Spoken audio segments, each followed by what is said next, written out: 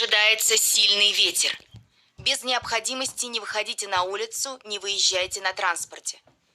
Не укрывайтесь и не паркуйтесь под деревьями, во временных строениях и под шаткими конструкциями. Будьте внимательны и осторожны. Телефон И-101.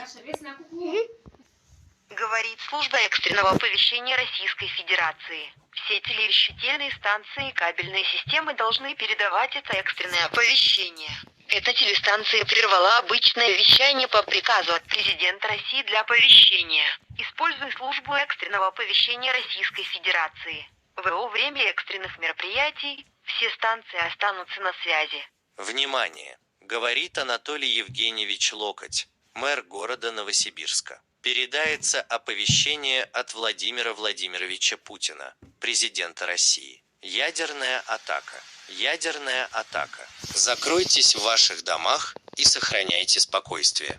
Помощь пострадавшим самостоятельно.